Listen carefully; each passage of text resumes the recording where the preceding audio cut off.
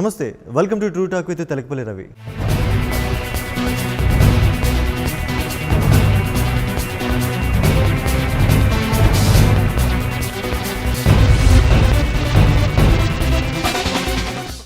నమస్తే సార్. నమస్తే రవి గారు, నిన్న మీరు చెప్పినట్లుగా ఆంధ్రప్రదేశ్లో పరిస్థితులు బాగున్నాయి అనుకుంటే ఇటు వైసీపీకి ఆనందకరంగా అటు టీడీపీకి సంక్షోభం అంటే ఈ విధంగా మాట్లాడుకున్నప్పుడు కూడా అసలు ఏం జరుగుతోంది? ఎన్ఐఏకి ఇటు టీడీపీ ప్రభుత్వం సపోర్ట్ చేయకపోవడానికి కారణం ఏంటంటారు? వాస్తవంగా ఇప్పుడు కేంద్రంతో ఘర్షణ అన్న వైఖరి కదా. కేంద్రంతో రాష్ట్రానికి అన్యాయం చేసినందుకు పోరాడడం అది వేరు, కానీ జగన్ మీద దాడి లేదా హత్యా ప్రయత్నానికి సంబంధించిన కేసు వేరు. దాన్ని చాలా మామూలుగా వివరంగా చర్చించింది, అందరికీ తెలిసింది. అది ఆ దాడి జరిగినప్పుడు దాన్ని గుర్తించి తక్షణం దర్యాప్తు, భద్రతా చర్యలు వీటి మీద కేంద్రీకరించే బదులు జగన్ను రాజకీయంగా అపహాస్యం చేయడానికి, ఆ ఘటన మొత్తాన్ని ఒక శ్రీనివాస్ అని దాడి చేసిన కుర్రాడికే పరిమితం చేయడానికి రాష్ట్ర ప్రభుత్వం ప్రయత్నించింది. ఈ విషయంలో పోలీస్ శాఖలో టాప్లో ఉండే డీజీపీ దగ్గర నుంచి ప్రభుత్వానికి టాప్లో ఉండే చంద్రబాబు నాయుడు వరకు అందరూ ఒకటే విధంగా మాట్లాడారు, బృందగానం చేశారు. ఇదంతా కుట్ర, ఇదంతా నాటకం, ఇదంతా బూటకం అని. ఆఖరికి మంత్రి సోమిరెడ్డి చంద్రమోహన్ రెడ్డి మరీ ముందుకు వెళ్ళిపోయి వాళ్ళ అమ్మగారు చెల్లిగారే చేయించారనే దాకా కూడా వాళ్ళు వెళ్ళారు. అతడు సినిమా చూడండి, ఆ సినిమా చూడండి, ఇవన్నీ కూడా. అందుకని ఒక విధంగా స్పందించకపోగా రివర్స్లో ఎదురుదాడి కూడా చేశారు. అంటే ఎవరైతే దాడికి గురయ్యారో అతని మీద అక్కడి నుంచి ఇక్కడికి రావడం పెద్ద నేరం అయిపోయిందని ఇవన్నీ కూడా మాట్లాడారు. ఇవన్నీ కోర్టులో సవాల్ చేయబడ్డాయి. కోర్టు ప్రభుత్వానికి అక్షింతలు వచ్చింది. జగన్ను కూడా అన్నది ఒక మాట, మీరు చొక్కా ఇవ్వాలి, సహకరించాలి కదా అని అన్నప్పటికీ ప్రధానంగా కోర్టు అక్షింతలు వచ్చింది రాష్ట్ర ప్రభుత్వానికి. అదే సమయంలో విమానాశ్రయంలో జరిగితే మాకేంటి సంబంధం, అది కేంద్ర ప్రభుత్వంది కదా అని వీళ్ళు వాదించారు. వాళ్ళ వాదనే ఇప్పుడు వాళ్ళ మెడకు చుట్టుకుంది. మరి కేంద్ర ప్రభుత్వము, నేషనల్ ఇన్వెస్టిగేటివ్ ఏజెన్సీ ఎన్ఐఏ ఎందుకు దీంట్లో జోక్యం చేసుకోలేదు, చేసుకుంటారా లేదా చెప్పండి అని హైకోర్టు అడిగింది. మేము చేసుకుంటున్నామని చెప్పి కేంద్రం చెప్పింది. కాబట్టి ఒక ప్రక్రియ ఉంది, దీని వెనుక ఒక పరిణామ క్రమం ఉంది. ఈ మొత్తం క్రమంలో ముఖ్యమంత్రి కానీ ప్రభుత్వం కానీ ఎలాంటి క్రియాశీలమైన లేకపోతే ఒక విధంగా సానుకూలమైన పాత్ర వాళ్ళు వహించలేదు. ఎంతసేపు అందరినీ ఖండించడం మీద లేదా పరామర్శించిన వాళ్ళ మీద దుమ్మెత్తిపోయడం మీద కేంద్రీకరించారు. అందుకని ఎన్ఐఏకు దర్యాప్తు ప్రారంభించడాన్ని వైసీపీ స్వాగతించింది. మిగతా వాళ్ళు ప్రత్యేకించి అనలేదు, కానీ వాళ్ళు కూడా మౌనంగా ఉన్నారు, ఖండించింది లేదు, బలపరిచింది లేదు. ఈ పరిస్థితిలో ఎన్ఐఏ దర్యాప్తు కోసం పోలీసుల సహకారం కోరితే వాళ్ళు నిరాకరించారు. నిరాకరించారంటే మాకు రాష్ట్ర ప్రభుత్వం నుంచి స్పష్టంగా ఆదేశాలు రావాలని వాళ్ళు అన్నారు. అంటే దీని అర్థం ఏంటంటే ఎన్ఐఏ రాష్ట్ర ప్రభుత్వానికి రాయాలన్నమాట. ఆ విమానాశ్రయాలన్నీ కూడా కేంద్రం అధీనంలో ఉన్నప్పుడు, వైమానిక శాఖ అధీనంలో ఉన్నప్పుడు అక్కడ జరిగిన ఘటనకు సంబంధించి నిజానికి నేరస్తుని అప్పగించింది వాళ్లే కదా, విమానాశ్రయం వాళ్ళే అప్పగిస్తారు ఈయనకు. సిఐఎస్ఎఫ్, అప్పుడు మీకు ఎక్కువ వినిపించిన పేరు సిఐఎస్ఎఫ్ వాళ్ళు అప్పగిస్తేనే పోలీసుల చేతికి వచ్చింది కేసు. మరి ఇప్పుడు వాళ్ళు మా కేసు మేము అప్పగించిన వాడి తాలూకు వివరాలు మాకు ఇవ్వండి అని అడిగితే ఇవ్వకపోవటమే ఉంది. ఇది కేంద్ర రాష్ట్ర సంబంధాల సమస్య కాకంటే రాజకీయపరమైన వివాదంగా చేయడానికే రాష్ట్ర ప్రభుత్వం ఎక్కువ ఆసక్తిగా ఉన్నట్టుంది. బహుశా దిశలోనే ఉండొచ్చు వీళ్ళ నడక కూడా. ఓకే, అంటే దీనిపై వైసీపీ ఏ విధంగా స్పందించాల్సిన అవసరం ఉంది? ఇందులో కూడా ఇన్వాల్వ్ అయ్యి వైసీపీ మళ్ళీ కోర్టుకు వెళ్తుంది. మీరు కోర్టు ధిక్కారం చేస్తున్నారు, వాళ్ళు సహకరించడం లేదంటారు. వీళ్ళు సాంకేతిక అంశాలు అడ్డేస్తారు. ఇంకోటి, చంద్రబాబు నాయుడు ముఖ్యమంత్రిగా ఆయన ఒక ప్రకటన నిన్నే చేశారు. ఏమనంటే మేము దీని మీద న్యాయస్థానానికి వెళ్తాం, కేంద్రం పెత్తనం ఏంటి, కేంద్రం జోక్యం ఏంటి, మేము న్యాయస్థానానికి వెళ్తామన్నారు. కానీ ఆయన అర్థం చేసుకోవాల్సింది ఏంటంటే, ఆయనకు తెలియదని కూడా కాదు, విమానాలు లేదా ఉపరితల రవాణా శాఖ ఇదంతా కూడా వైమానిక శాఖ ఇవన్నీ కేంద్రం అధీనంలో ఉంటాయి.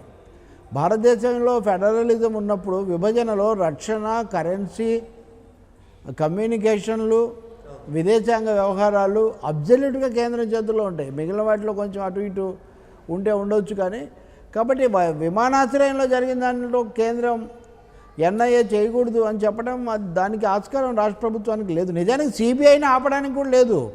ఇప్పుడు జగన్ మీద సిబిఐ దర్యాప్తు చేసింది అనుకోండి, కేంద్రం చెప్పలేదు, రాష్ట్రం చెప్పలేదు, కోర్టు చెప్పింది.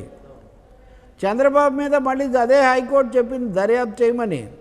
చెప్తే జేడీ లక్ష్మణ్ వెళ్ళి అవి కూడా తీసుకున్నారు, ఏవి ఆ పత్రాలు కూడా. తర్వాత మళ్ళీ ఇంకో కోర్టు వద్దంటే ఆగిపోయింది. అందుకని కోర్టు జోక్యంతో జరుగుతున్నప్పుడు రాష్ట్ర ప్రభుత్వం సహకరించడం మినహా గత్యంతరం లేదు. ఈ సంగతి తెలుసు. ఇప్పుడు వీళ్ళు వెళ్తే సుప్రీంకోర్టుకి వెళ్ళాలి మహా అయితే. హైకోర్టు ఆదేశాలు పొరపాటు అని కానీ లేదా హైకోర్టుకే వెళ్ళి మీ ఆదేశాలు పునః పరిశీలించమని అడగడం కానీ చేయొచ్చు. వీటన్నిటి వల్ల జరిగేది ఏంటంటే కాలయాపన. అంటే ఇప్పటికే ఒక 3 నెలలు అయింది సాక్ష్యాలు తారుమారవుతాయని అందరూ ఆందోళన పడుతుంటే కోర్టులోకి వెళ్ళి లీగల్ పేచీల ద్వారా ఇంకా కాలయాపన చేస్తే సాక్ష్యాలు ఇంకా తారుమారవుతాయి. కాబట్టి రాష్ట్ర ప్రభుత్వం యొక్క వైఖరి హేతుబద్ధమని నేను భావించటం లేదు.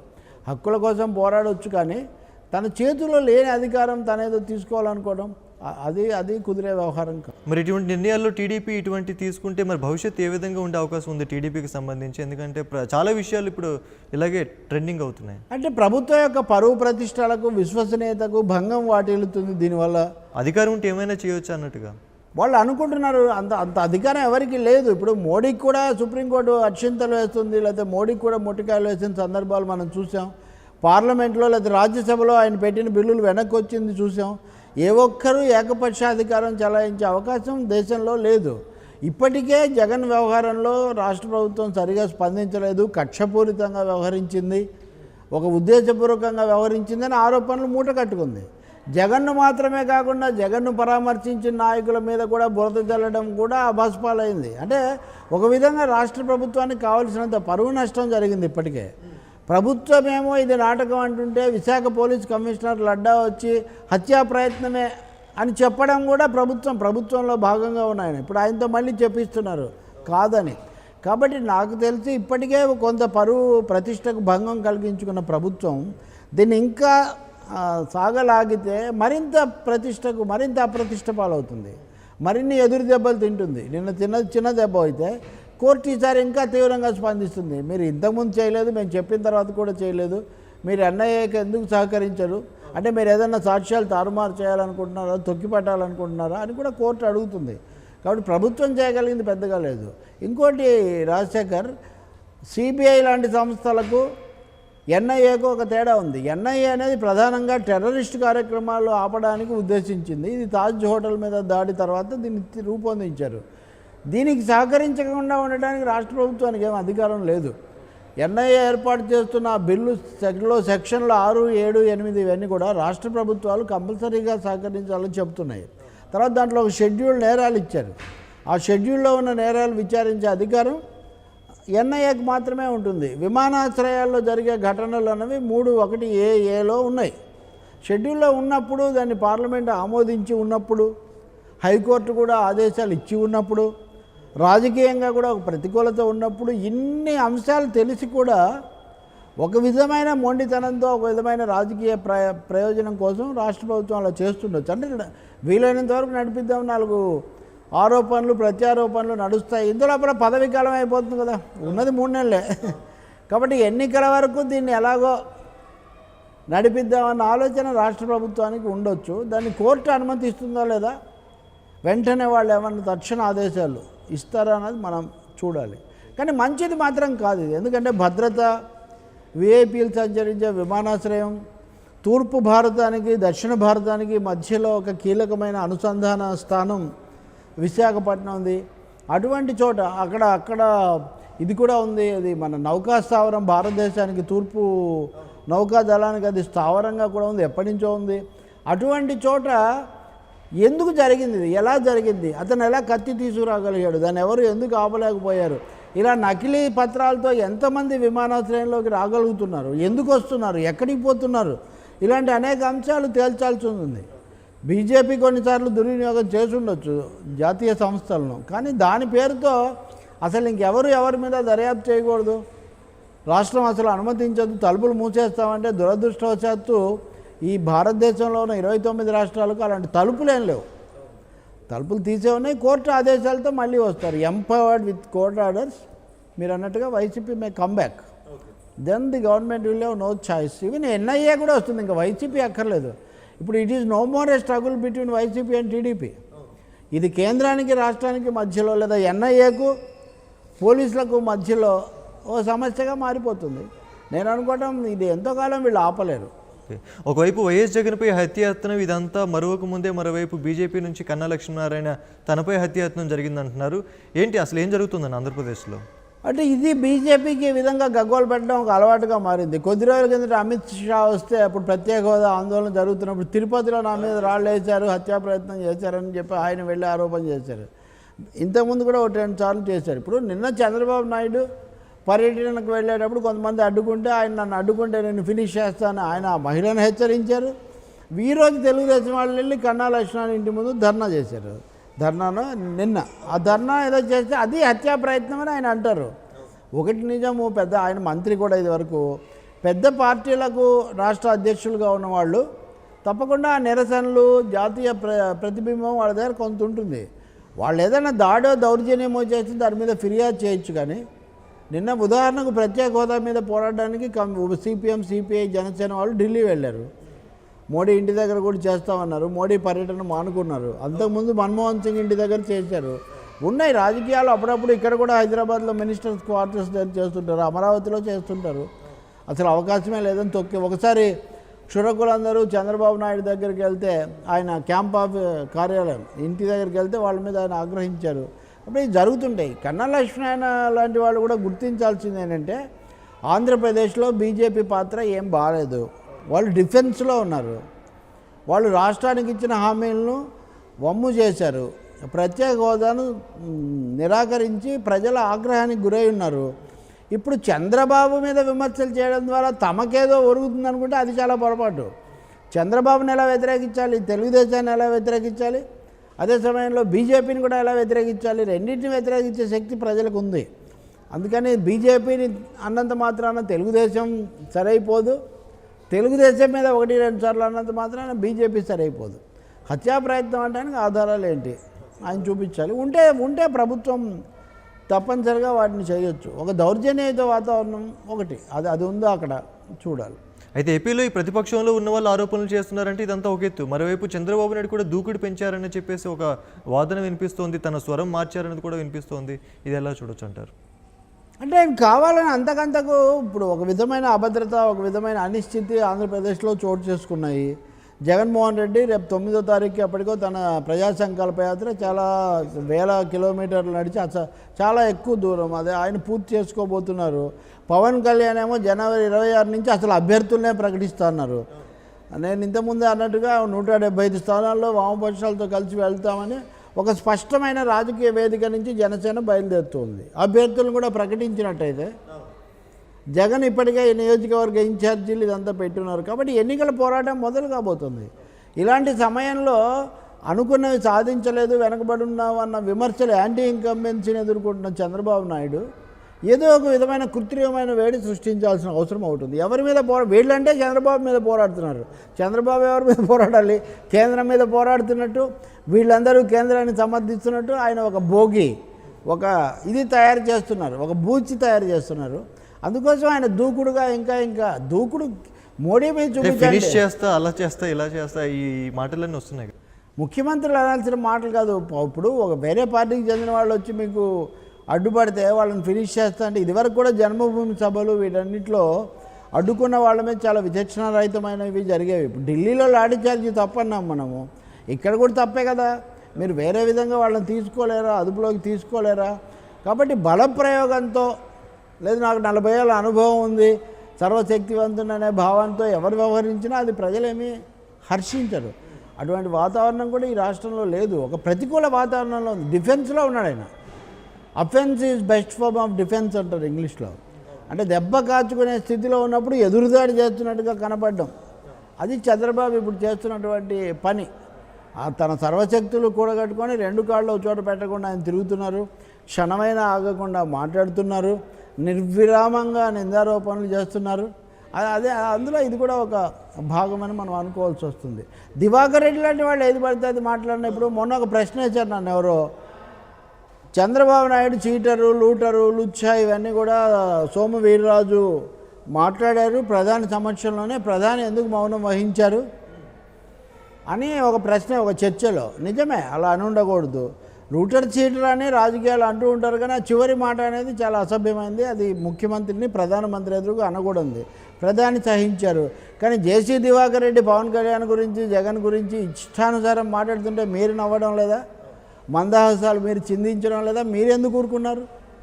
కమ్మ, కాపు, రెడ్డి అని రకరకాల కులాల పేర్లు తీసి జేసీ దివాకర్ రెడ్డి వికారంగా మాట్లాడుతుంటే మీరు ఎందుకు ఆమోదముద్ర వేస్తున్నారు? అసలు జేసీ దివాకర్ రెడ్డికి ఏదైనా మాట్లాడగలిగినటువంటి వ్యక్తి అని ఒక ముద్ర వేసి ఒక కొత్త ఇమేజ్ ఎందుకు కల్పిస్తున్నారు? ఇవన్నీ కూడా దారి తప్పినటువంటి రాజకీయాలు. ఎక్కువ కాలం ఉన్న వాళ్ళ నుంచి మనం ఆశించాల్సినవి కాదు. అంటే ఇప్పుడు కావాల్సింది ఏంటంటే వీళ్ళకి ఎవరో ఒక మనుషులు కావాలి, నోరున్న వాళ్ళు కావాలి, ఎదుటివాళ్ళ మీద దాడి చేయగలిగిన వాళ్ళు కావాలి, తిట్టిపోయగలిగిన వాళ్ళు కావాలి. ఇదేం మంచి వ్యవహారం కాదు. రాజకీయాలు మాట్లాడండి, విధానపరంగా మాట్లాడండి. అయితే ఎన్నికల వేడి, దారి తప్పిన రాజకీయాలు, ఇటువంటి వాతావరణం మధ్య జనసేన అభ్యర్థులను ప్రకటిస్తానంటూ ముందుకు వస్తుంది, అది కూడా చాలా తక్కువ టైంలో. మరి ఆ పరిస్థితి ఏ విధంగా ఉండే అవకాశం ఉంది? అంటే జనసేనకు అభ్యర్థులు లేరు, జనసేనకు యంత్రాంగం లేదు, జనసేనకు పట్టు లేదు, ఇలాంటివి కదా వీళ్ళ ఆరోపణలు. కానీ ఆయనేమో ఊరూరా జిల్లాల వారీగా మీటింగులు పెట్టుకొని, సమీక్షా సమావేశాలు చేసుకొని, వర్క్షాపులు పెట్టుకొని, సమస్యలు చేసి ఇవన్నీ చేస్తూ తన హోంవర్క్ తను చేశారు. చేసిన తర్వాత ఇప్పుడు అభ్యర్థులను ఆయన ప్రకటించడానికి ముందుకు వస్తే అప్పుడు ఒకచోట నెల్లూరులో ఆయన ఈ మాట చెప్పినట్టున్నారు. ఒక్కో జిల్లాల వారీగా ప్రకటిస్తుంటే ఇంకా స్పష్టత వస్తుంది. మిగిలిన పార్టీల ఎంపిక కూడా ఒక మార్గం ఏర్పడుతుంది. అంటే మనం అనుకునే ఎన్నికల కురుక్షేత్రం మొదలవుతుంది. అది బహుశా ఇప్పుడు 175 మంది కమ్యూనిస్టులతో కలిసి అని చెప్పిన జనసేనకు అవకాశం ఎక్కువగా ఉంటుంది. ఇక్కడేమి మదించిన లేకపోతే చాలా ఎప్పటి నుంచో పాతుకుపోయిన నాయకులు లేరు, కొత్త రాజకీయ శక్తి వచ్చిన కొద్దిమంది బయట నుంచి వచ్చిన సీనియర్లు, ఇంతకుముందు నుంచి ఉన్నవాళ్ళు కమ్యూనిస్టులు తప్ప ఎక్కువ మంది కొత్త వాళ్ళు, చదువుకున్న వాళ్ళు, యువత ఇలాంటి వాళ్ళు ఉండే అవకాశం ఉంది. కాబట్టి అవకాశాన్ని సద్వినియోగం చేసుకొని ముందుగా పోరాటం ప్రారంభించాలని, పోరాటం ముందుగా ప్రారంభిస్తే అది early bird catch the fish అన్నట్టుగా ముందుగా చేయాలని ఆయనకు అనుకుంటున్నట్టున్నారు. అది కూడా విశ్వాసమే. ఎందుకంటే మీరు తెలంగాణలో చూశారు కదా, మహాకూటమి ఆలస్యానికి ఒక ముఖ్యమైన అవతల వాళ్ళు పెట్టిన తర్వాత అప్పుడేదో చేద్దామని ఆఖరి వరకు వీళ్ళు ఆగారు. చివరికి ఏమైంది, తీవ్రమైన భంగపాటు కలిగింది. ఇక్కడ నా పోరాటం నేను చేస్తాననే ఒక పద్ధతిలో ముందుకు రావడం అది మంచిదే. Let's take a short break in. అధికార పక్షంలో ఉన్న అభ్యర్థులు ఎవరైతే అక్కడ చోటు దక్కని వాళ్ళు ఉంటారో, లేదా ఇటు వైసీపీలో ఉన్న అక్కడ చోటు దక్కని అభ్యర్థులు ఎవరైతే ఉంటారో వాళ్ళే ఇక్కడికి గూటికి, జనసేన గూటికి చేరుకుంటారు, మిగిలిన వాళ్ళే ఇక్కడ ఉంటారు అంటున్న వాదన వినిపిస్తోంది. దీనిపై మీరేమో? అంటే ఏదో ఒక విధంగా జనసేనను చులకన చేయాలి.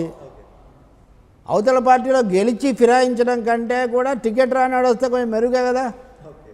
ఇప్పుడు వేరే పార్టీ టికెట్తో గెలిచిన 25 మంది, 22 మంది ఎమ్మెల్యేలు మీరు చేర్చుకుంటారు, ఎమ్మెల్సీలు చేర్చుకుంటారు. పార్టీ ఫిరాయింపులు అలాంటి అసహ్యకరమైన రాజ్యాంగ విరుద్ధమైన చర్య కంటే ఆశావహులు వస్తే తప్పేముంది? ఉదాహరణకు వాళ్ళకి ఎందుకు టికెట్ రాలేదు, ఏ కారణాలు, ఇవన్నీ కూడా చర్చనీయ అంశాలు కదా. రెండవది మీరు చేర్చుకోవట్లేదా? ఆయన కండువా కప్పాడని, ఈయన కండువా కప్పాడని చంద్రబాబు క్యాంప్ ఆఫీస్లో ఎన్ని కండువాలు కప్పుతున్నాడు, జగన్మోహన్ రెడ్డి పాదయాత్రలో ఎన్ని కండువాలు కప్పారు. దాంతో పోలిస్తే పవన్ కళ్యాణ్ తీసుకున్న వాళ్ళు ఎవరు అంత కరుడు కట్టిన నేరస్తులు, లేకపోతే అంత కళంకిత చరిత్రలు ఇప్పటివరకు ఎవరు లేరు కదా. ప్రతిరోజు ఉదయం ఎవరో ఒకరు తీర్థం పుచ్చుకుంటున్నారని వార్తలు వస్తున్నాయి. అంటే ఒకటి 2 కారణాలు. ఇక్కడ ఒక వ్యవస్థాగతమైన కారణం ఉంది. వైఎస్ఆర్ పార్టీ నుంచి అంతమందిని చేర్చుకోవడం వల్ల తెలుగుదేశంలో ముందు నుంచి ఉన్నటువంటి చాలామంది సీనియర్ నాయకులకు చోటు లేకుండా పోయింది. అలాగే తెలుగుదేశం నుంచి రప్పించడం వల్ల రెండవది జగన్మోహన్ రెడ్డి షరతులు చాలా తీవ్రంగా ఉంటాయి. ఎన్ని నియోజకవర్గాల్లో పోటీ చేయాలంటే ఇంత బలం ఉండాలి, ఇంత డబ్బు ఉండాలి, ఇలాంటివి నాకు ప్రత్యక్షంగా తెలుసు. ఆ కథలు అవన్నీ నేను ప్రజలతో పంచుకునేవి కాదు. కాబట్టి ఆ రీత్యా ఆ రేసులో ఉండలేక తగ్గిపోతున్న వాళ్ళు ఉన్నారు. మూడో ముఖ్యమైన అంశం ఉంది. వీళ్ళిద్దరూ దీన్ని ద్వంద్వ క్రీడలాగా, ఇద్దరి మధ్యలో పోటీలాగా భావించారు. కానీ ఇక్కడ ఇద్దరి మధ్యన మూడో వాడికి లాభం అని ఒక థర్డ్ ఫోర్స్ ఒకటి వచ్చింది. దాని ఫలితంగా వచ్చిన అభద్రత, అవిశ్వాసం, ఎవరు ఓట్లు చీలుస్తారు లాంటి ప్రశ్నలు వచ్చాయి. కాబట్టి గతంలో లెక్కలేసుకొని అక్కడ బొమ్మను ఏవైతే పెట్టారో దాని మీద వాళ్ళు రిలై కాలేని పరిస్థితి ఏర్పడింది. కాబట్టి ఈ 3 కారణాల వల్ల వీళ్ళ విశ్వసనీయత మీద వాళ్ళకు ఉండాలి. కాబట్టి గతంలో నిర్ణయించిన అభ్యర్థుల్లో కొంత అవిశ్వాసం కొన్ని చోట్ల, రెండవది కొత్తగా చేర్చుకున్న వాళ్ళకు చోటు కల్పించడం, మూడోది అసలు వీళ్ళకే వచ్చినటువంటి ఒక అనిశ్చిత పరిస్థితులు. వీటన్నిటి వల్ల అభ్యర్థులను వాళ్ళు యథాతథంగా ముందుకు వెళ్ళలేకపోతున్నారు. ఇలాంటి బంధనాలు ఏవి జనసేనకు కానీ పవన్ కళ్యాణ్కి కానీ లేవు. కాబట్టి ఆయన నిరాఘాటంగా తను అనుకున్న వాళ్ళని ప్రకటించే ఒక అవకాశం పవన్ కళ్యాణ్కు ఉంది. అలా కమ్యూనిస్టులతో పొత్తు పెట్టుకున్న వాళ్ళేమీ అధికారానికి వస్తాం, ముఖ్యమంత్రులతో అన్ని చోట్ల మేమే ఉంటాం అనేవాళ్ళు కాదు కదా. పరిమితంగానే వాళ్ళు చేస్తారు. అందుకనే అభ్యర్థుల ప్రకటనలో చాలా ధైర్యంగా ఆయన ముందుకు రావడానికి మిగతా వాళ్ళు తటపటాయించడానికి కారణం ఏంటంటే వాళ్ళకి బాగా డబ్బు కలిగిన వాళ్ళు కావాలి, వాళ్ళకి బాగా పాతుకుపోయిన వాళ్ళు కావాలి, వాళ్లకు ఇంత అమౌంట్ గవర్నమెంట్ కట్టే డిపాజిట్ కాదు, ముందు పార్టీ దగ్గర కూడా డిపాజిట్ పెట్టగలిగిన వాళ్ళు కావాలి. పేదలకు అక్కడ ఉండే అవకాశం లేదు. అదొక ఎన్టీఆర్ వచ్చినప్పుడు కూడా చాలామంది ఇప్పుడు కోడెల శివప్రసాదులు ఇట్లాంటి వాళ్ళందరూ వచ్చారనుకోండి, చదువుకున్న వాళ్ళు, మొదటిసారిగా బీసీలు వీళ్ళందరూ రాజకీయాల్లోకి వచ్చారు. కాంగ్రెస్లో ఆ చోటు ఉండేది కాదు వాళ్ళకు. కాబట్టి ఇది జరుగుతుంటుంది, ఇది ఒక మదనం, కొత్త శక్తులు వస్తుంటాయి. ప్రజారాజ్యం ఉంది. నాతో ఇప్పుడు కాంగ్రెస్ ప్రతినిధిగా ఉన్న గౌతమ్ చెప్పాడు, నేను కానీ కత్తి పద్మారావు గారు కానీ ఏమి పైసా ఇవ్వలేమండి, మాకు కూడా టికెట్లు వస్తే మేము పోటీ చేశాం కదా అని చెప్పి అన్నారు. ఇప్పుడు కమ్యూనిస్ట్ పార్టీ తరఫున రావినారాయణ రెడ్డికి నెహ్రూ కంటే ఎక్కువ ఓట్లు వచ్చాయి అని చెప్తుంటారు. రావినారాయణ రెడ్డితో పాటు పోటీ చేసిన అచ్చాలు అనే ఎస్సీ అభ్యర్థికి కూడా అన్ని ఓట్లు వచ్చాయి. కమ్యూనిస్టులు ఉన్నప్పుడు లేదా ఆమ్ ఆద్మీ లాంటి పార్టీలు ఉన్నప్పుడు సామాన్యులకు కాస్త పేదలకు పోటీ చేసే అవకాశం వస్తుంటుంది. జనసేన కూడా అవకాశం కొంత కల్పిస్తుంది అని మనం భావించవచ్చు. రవి గారు, ఆంధ్రప్రదేశ్ విభజన జరిగినప్పటి నుంచి ఈ స్పెషల్ స్టేటస్ అనేది ప్రధానంగా మనకి పార్లమెంట్ వరకు వినిపిస్తున్నది. మరి ఎన్నికలు దగ్గర పడుతున్నాయి కదా, ఈ స్పెషల్ స్టేటస్ మళ్ళీ ఫ్రంట్ పేజీలోకి వచ్చే అవకాశం ఉందంటారా? వచ్చింది కదా ఇప్పటికే. ఇప్పుడు ఢిల్లీలో వామపక్షాలు జనసేన వాళ్ళు ధర్నా చేశారు, వాళ్ళ మీద లాఠీచార్జ్ చేశారు. ఈ పనే తెలుగుదేశం వాళ్ళు చేస్తున్నారు అనుకోండి. అనేక పత్రికల్లో అనేక ఛానళ్ళల్లో అసలు వాళ్ళు బయలుదేరినప్పటి నుంచి వాళ్ళ ముఖాముఖిలు ఇవన్నీ చేసి ఉండేవాళ్ళు. లేదు వైఎస్ఆర్ పార్టీ చేస్తుంది అనుకోండి, సాక్షి పత్రికలో కానీ సాక్షి ఛానల్లో కానీ మీరు చాలా ప్రముఖంగా చూసుండేవాళ్ళు దాన్ని. వీళ్ళిద్దరూ చేయలేదు కాబట్టి తృతీయ శక్తి అని మనం చెప్పుకుంటున్న వాళ్ళు దీన్ని చేశారు కాబట్టి దీన్ని తృతీయ పేజీలోనో లేదా చతుర్థ పేజీలోనో వీళ్ళు వేశారు. అది కూడా మనలాంటి వాళ్ళ మీడియాలో చర్చల్లో దాన్ని లేవనెత్తి 1-2 సార్లు అనుకోబట్టి. నిజానికి ప్రత్యేక హోదా ఉద్యమాన్ని సజీవంగా ఉంచింది వీళ్ళే. ప్రత్యేక హోదా ఇవ్వకుండా ఉండాలని బీజేపీ నిర్ణయించుకుంది. ఇవ్వకపోయినా పర్వాలేదు, ప్యాకేజీ చాలని చంద్రబాబు నాయుడు దాన్నే భజన చేయడం మొదలుపెట్టారు. అలాంటి తరుణంలో కూడా ప్రత్యేక హోదా మీద కమ్యూనిస్టులు, ప్రత్యేక హోదా సమితి, జనసేన వేసిన జేఎఫ్సీ ఇవి 3 కూడా దాన్ని సజీవంగా ఉంచాయి. ఆ సజీవంగా ఉంచిన దాన్ని ఇంకా కొంచెం ఉద్యమ రూపం ఇస్తున్నాయి. ఎందుకు అంటే 2014 నాటి హామీ వాగ్దానం ఇంతవరకు నెరవేరకపోతే 2019 ఎన్నికల్లో అయినా దాన్ని సాధించుకోవాల్సి ఉంటుంది కదా. కాబట్టి 2019 ఎన్నికల నాటికి దీనికి కట్టుబడి ఉండని వాళ్ళు, ఈ హామీకి మద్దతు తెలపని వాళ్ళు అనర్హులు. ఆంధ్రప్రదేశ్ ప్రజల యొక్క ఏకోన్ముఖమైన ముక్త కంఠంతో అడిగే కోరిక ఏంటంటే మాకు ప్రత్యేక హోదా ఇవ్వాలి, రెవెన్యూ లోట్లు ఇట్లాంటివి భర్తీ చేయాలి, ఆర్థిక సహాయం చేయాలి, రాజధానికి సహాయపడాలి, ఇలాంటివి కొన్ని ఉన్నాయి. కనీసం కడప ఉక్కు ఇట్లాంటివి.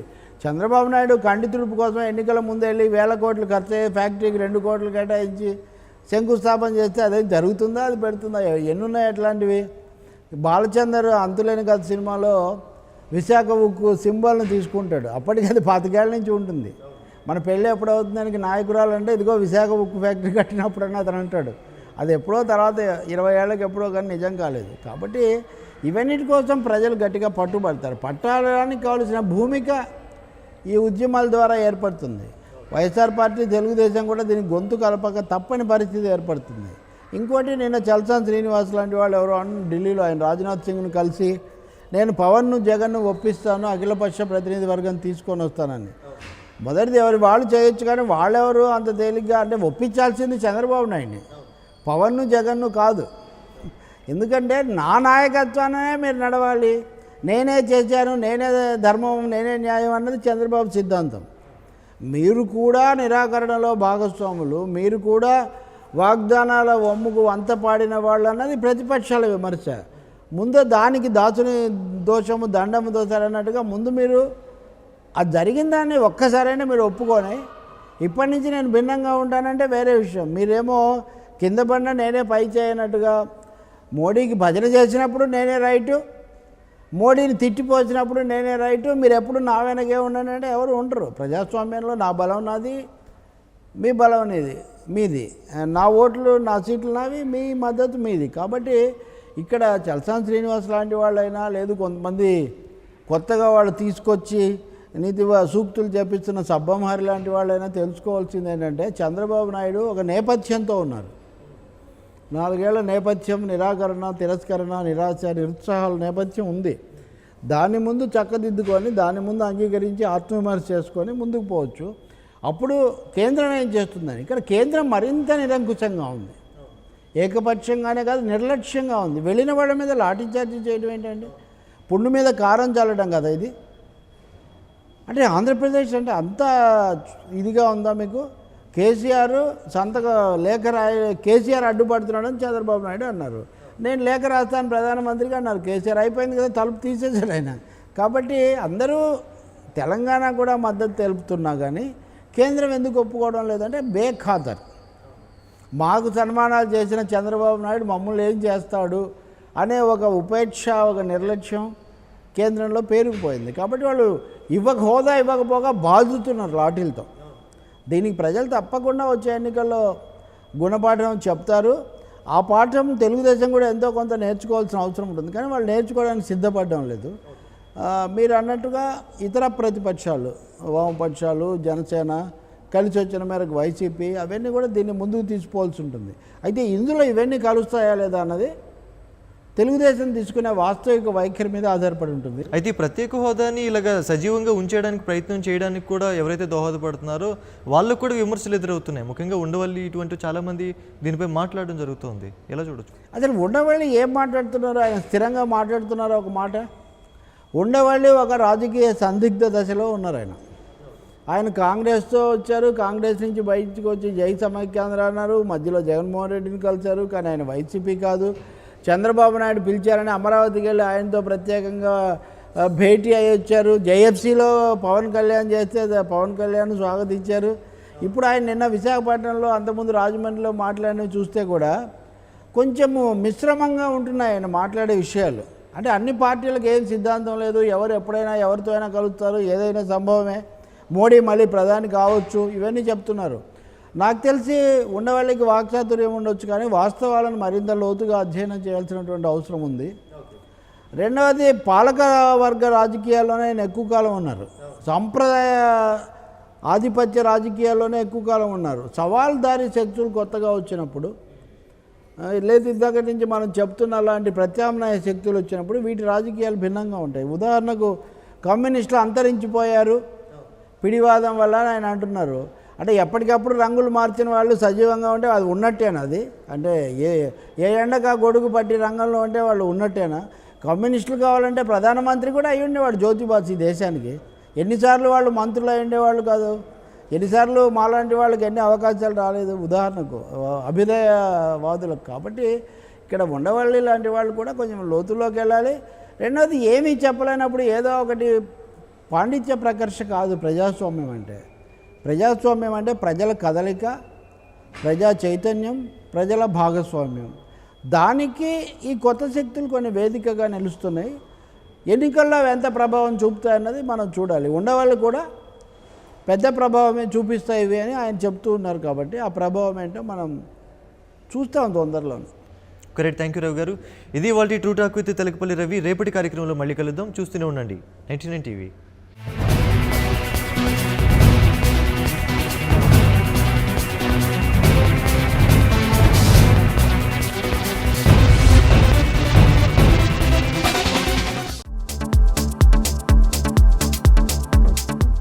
Please subscribe to new waves. ఇలాంటి మరిన్ని మంచి వీడియోలు కావాలని కోరుకుంటున్నారా? అయితే పక్కనే ఉన్న గంట సింబల్ను క్లిక్ చేయండి. అలాగే సబ్స్క్రైబ్ చేయండి.